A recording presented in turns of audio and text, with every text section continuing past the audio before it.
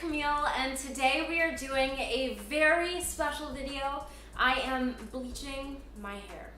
And the reason this is a special video is because since the last video I did showing how to bleach my hair, and now I have experimented so much with different products and different ratios until I found the perfect method that gives you the best results in the shortest amount of time with the least amount of damage.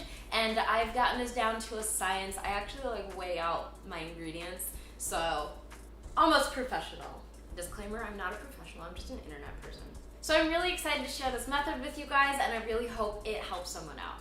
So this is a several day process. You guys probably know that by now. You don't want to do all of these things to your hair in one day because it's gonna damage it more. So I like to space it out, and I'm gonna tell you exactly what to do on which day, and that's gonna help you figure out how to plan your life around it, because you don't wanna go out like one day into bleaching when you've only done one round and your hair is like brassy, and that's like one of my greatest fears, that I'd have to do that. So I always plan my hair changes in advance so I know that I won't need to leave the house for like X amount of time from when I start to finish, so I don't have to go out looking crazy. And I'm gonna be dyeing my hair after this, and I'm so excited because this is one of the hair looks I've been wanting to do for so long, and I'm finally going to do that. And I really hope you guys like it, and I think you will, because, oh, I don't know if I should tell you.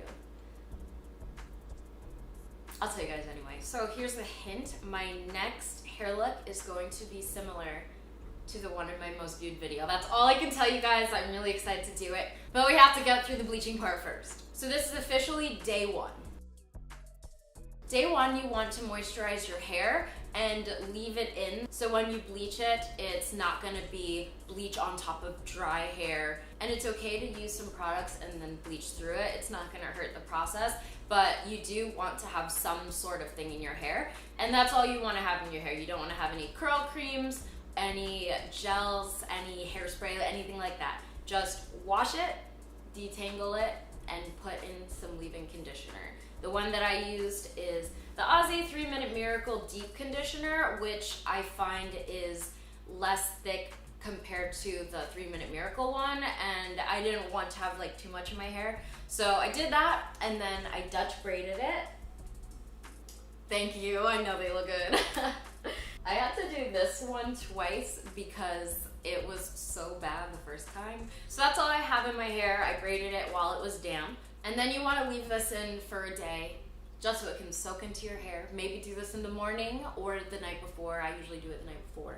And the reason that I like to do Dutch braids is because it's cuter than French braids. And the reason I like to do either of those is because you already part it down the center. So when you section it off when you're bleaching it, it's already got one of the major parts in it, and you have your hair detangled, and it stays detangled because it's in the braids, so you don't have to deal with that. And when you unbraid it, it comes out wavy instead of curly, and when it's curly, a bunch of hair just like clumps up together in the different curls, so it's harder to section without hurting your hair and damaging it and possibly ripping some of it out. It just makes the process so much easier, so that's why I recommend doing the braids and leaving it in for a day. So we're about to go on to bleaching, but first I want to say something. Have you guys noticed anything different? If you haven't noticed, I did my makeup differently today. I've been trying different products, different methods, and I can't wait to make more makeup videos showing some of the different things I've been trying out lately. So comment down below what you think of this makeup look, and don't forget to subscribe to my channel and social media link down below while you are down there. And now that we're done with all of the day one stuff, just go do your life for a day. Okay, so day 2 of the marathon, this is your first hard day at work. I eventually took out the braids and loosely made that hair into buns earlier that morning because I was going out, but I still have the same texture and it's just as detangled, and I have the center part down my head. So the first step is to take out one side and section off your delicate hair. I know my hair well, so I know that the thinner hair is around the circumference of my face and the hair at the nape of my neck. But if your hair is different, then feel free to skip this step. I just know these are the areas for me that need less processing time, so I do this to minimize damage and protect from breakage. I'm putting these sections in scrunchies to save them for later and then attacking the center hair. I divided it horizontally because the back of my head usually takes way more time to process than the top, because I think the top produces more heat, so I like to go from the back to the front so it ends up more even. Then you want to put your gloves on so you don't burn your skin, and the same shirt you've been wearing every time you bleach or dye your hair for the past 7 years. I hope you all have one. I got these gloves from Overtone at some point in life, so thank you for that. And now it's time to mix a nice fresh batch of bleach for my hair, and I finally started doing this by weight to be more accurate and less damaging. So I start with my current favorite bleach, which is Blonde Brilliance Express 9 level, and I'm going to use the scale I bought specifically for dyeing my hair on Amazon. I'll link to the products in the description box so you can find everything. And I'm replacing the bowl it came with my hair dye bowl from Sally's, and then zeroing the scale so it only weighs the bleach and not the bowl, then pouring in slightly over 1 ounce of bleach.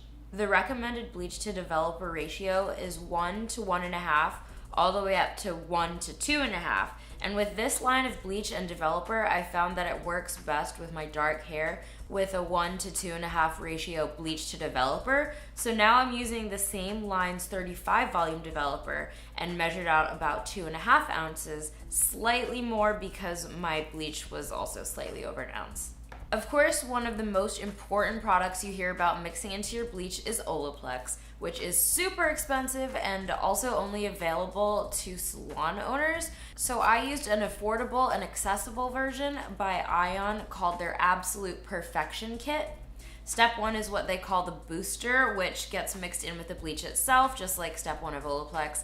And then step 2 is the color sealer that restores the bond in your hair after bleaching.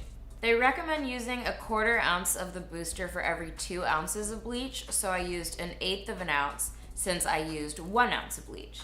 This is also why I used a 30 volume developer, because it makes the developer you use 10 volumes less effective, so it makes mine equivalent to a 25 volume developer, which is pretty perfect for my dark hair, but not too strong like a regular 35 volume would be. Ion also has a sensitive scalp protector that you can add to your mix to prevent burning if you have a sensitive scalp, and I use this on my second round of bleach because my scalp's always more sensitive. Round 2. Now you finna mix it together and keep mixing and mixing until you get a really creamy texture and you get rid of all the lumps. Sometimes I use a plastic spoon to smooth out the powder bleach lumps before mixing any liquid in to prevent it from clumping.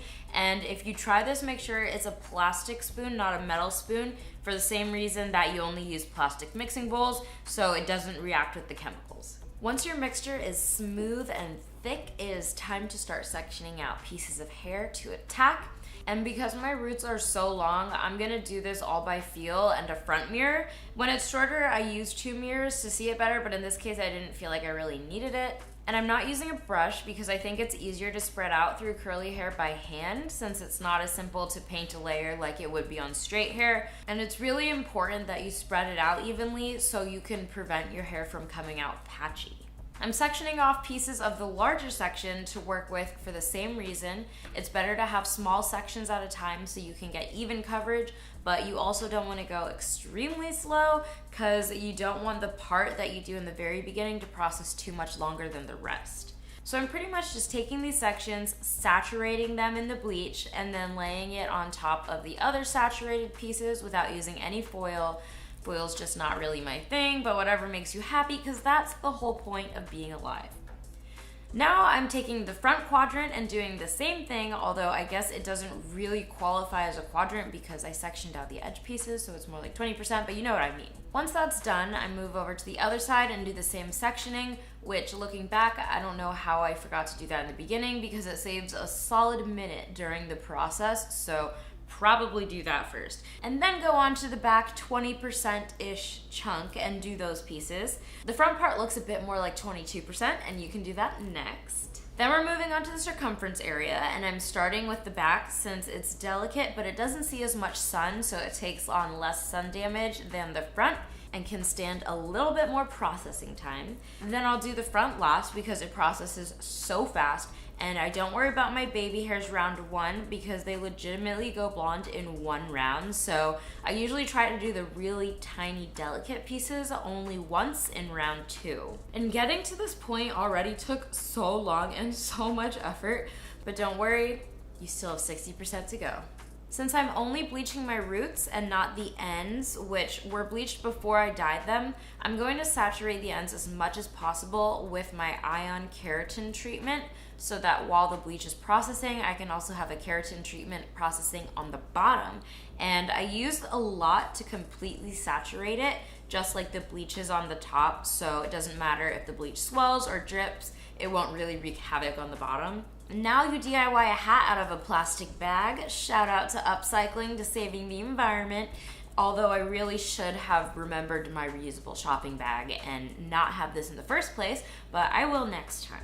This helps trap in the heat from your head, which is what helps the bleach process and gets your hair to lift more, which is why the first 1/4 inch of roots touching your head is always lighter faster. So you want to get the rest of the hair to share that heat. And you can also use a shower cap, but it'll get gross on the inside, and I find the bag easier to separate the bottom hair a bit. I left the bleach in for about 14 more minutes because it processes pretty fast, and this is what it looked like. After carefully rinsing all the bleach out of my hair with only water, I'm doing the step 2 of the Ion Olaplex dupe, which will help repair the bonds in your hair, but has to be done before you shampoo to work. It says you have to leave it in for 10 minutes, but I've used this so many times that I can assure you that it keeps working past 10 minutes, so I left it in for a whole day. The goal for round 1 is to get as light of a yellow as possible, and it should turn out a similar color to mine, maybe a bit lighter or darker or more or less yellow depending on your hair color and type, but mine usually gets a bright yellow to an orange depending on how close it is to the scalp. And a lot of people like to do the roots close to the scalp separately, but I'm not doing that because I'm dyeing over all of this after, and it's going to be pretty close after round 2 anyways. Okay, so day 3 of work should be put off as long as possible so you can do hair treatments or just let your hair rest before bleaching again, which makes a big difference, believe it or not. But this is just a deja vu day where I come out wearing the same shirt, I do the same thing except left to right instead of right to left, so it'll be exactly even, and I wait those 14 minutes. I rinse it out the same way, style it, and here's the result. So this is what my hair looks like after bleaching it and doing the step 2 of the Ion hair treatment, as well as my own protein treatment. Because whenever you bleach your hair, it's really important to do protein treatments and moisturizing masks, because your hair will be like dying after you bleach it, especially after you bleach it a second time and if you started from dark hair. So I always make sure that I do that so I can make sure that I don't lose all of my curls. But yeah, these ones seem like pretty nice to me.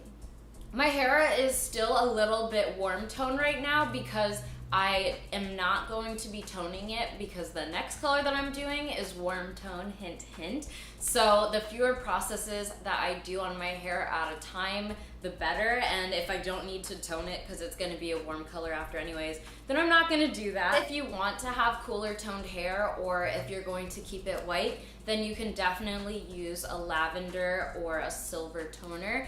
And I have a video where I showed you exactly how to do that process starting on hair like this. So I'm gonna link that down in the description box. So if that's what you're looking for, then you can start with this video and then finish with that one. I don't usually wear my hair parted down the center, but I wanted to just be able to show you guys what it looks like after it's bleached all the way down to the roots. And that's pretty much it for this video. If you're going to bleach your hair, I recommend doing it very slowly over time and doing moisturizing and protein treatments in between and just being as gentle as possible. So I've been doing my best to figure out the exact perfect process ever since like 7 years ago when I started doing this, and it's definitely gotten better over time. So I hope you find this video helpful. So if you like this video, don't forget to subscribe because the next video I'll be posting is my next hair color, which I'm so excited for because I've been wanting to do this color combination for so long, and it's kind of bold, and I don't know why I just like kept putting it off for a while. So subscribe and turn on the bell notifications so you don't miss that video. Thank you guys so much for watching this video. I wish you all a happy, healthy life, and I'll see you in the next one. Kisses. Mwah.